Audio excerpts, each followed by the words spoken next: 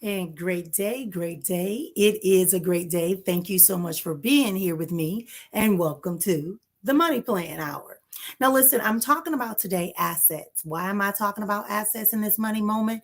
Is because asset is the one thing that we kind of get confused about because many of us have not had that true integration of that language into our lives. So let's start and let's get started today. So, an asset, first and foremost, is anything that has financial value that you own. Anything that you have that has financial value is an asset, right? And I often tell you that you are your greatest asset and your time is your second greatest asset. But I'm talking about these things that are outside of you that we collect your cars, your land, your cash that you have on task. We're going to get into details about that here on the money plan moments.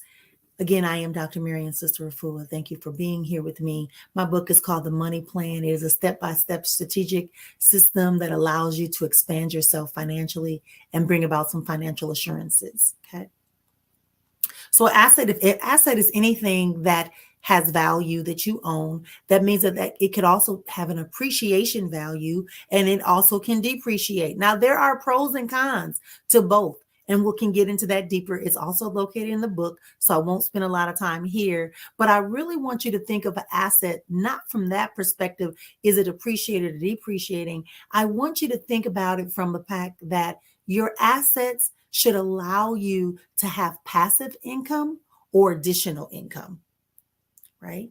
They should be able to give you more passive income or additional income. That's what an asset should do. It should be adding to your ability to have income, to have resources that you can divert into other places. And we've talked about that in previous videos. Now, the asset can be a hard asset. Now, the hard assets are the ones we're used to. We're used to hard assets. Hard assets are things like land, things like cars, art, jewelry, right? And some of us, or maybe collectibles, right? So, for instance, I'm a Marvel comic person. I've always loved comic books. We read a lot as children. So I had a bunch of comic books, and so one of my friends also has some comic books, and he was able to give them to my son. We just happened to go and see what they're assessed at. The comic books that he has, just those three that were still in the package, they go back to 1968. Those are now worth $3,000 each. Now, you might say it's not a lot of money, but if you're talking about $9,000 for something that most people just throw away and throw in the trash because they outgrow the trend or the thing. The same thing with Pokemon cards, the same thing with artwork. You want to look for the real things. And we talk about more of that inside the book, The Money Plan, so you can understand what type of things. If you like watches, you want to get the watches that are going to appreciate, that hold their value. Purses the same way. We'll talk about that in the book, to talk about assets that you can acquire, land, real estate.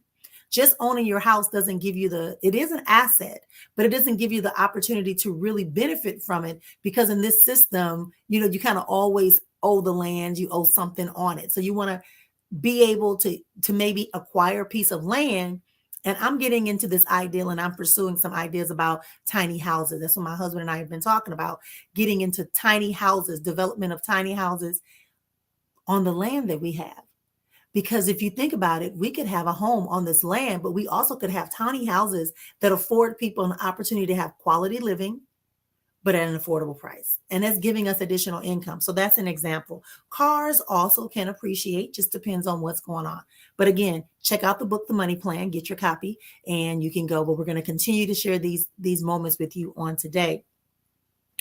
And the other way you can have an asset is by having a business. Now, listen, we hear people talking about you can put this in your business name, put this in all you need is a LLC. That's like the flag of it. That's the box. But on the inside, there are thousands of details in about 800 plus pages, something like that, in tax law that you need to make sure you're in tune with. And you're not going to get it all together just by going on your home computer and using TaxAct or what other program, some box tax system. You need to have somebody that can really understand tax law to help you navigate that. But having a business is an asset to you, because that business or businesses can pay into each other and they can create a circulation, because money likes to circulate and grow. You can create this system. Same thing with utilizing your children, because I don't give out allowances to my children and grandchildren. They get a stipend and or a paycheck. Okay. And that's what and sometimes they get dividends. Just depends on what we got going on for each age level. So this has been your Money Plan Moments. I am Dr. Marrian Sista Efua. I know it goes quickly, but the plan is to spike your interest, get you to go and do a little research, and let's schedule a time to talk. You can go and schedule a time for us to chit chat about some options for you. It's nothing major. This program, this group is no cost to you. It is just my way of giving back, because I remember what it's like when you're struggling, trying to figure out this whole financial thing.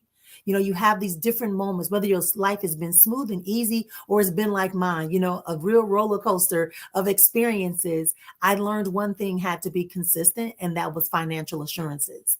And if you're in my community, I offer something called the 7 Life Structures to take a seat in your life. That's a program that I offer to walk you through understanding the harmonic exchanges and alignment by having your spirituality, your emotional, mental, your optimal physical health and wellness, being able to leverage your skills, talents, abilities, and knowledge in such a way that it becomes lucrative, and also having financial assurances, because your finances are not what you do. Your finances are what you create and what you navigate. And then number 8 is that you have rewarding and reciprocating relationships across all those previous levels of your life. That's it. Welcome to the Money Plan. Thanks for being here. We'll talk to you soon again in the Money Plan Moments.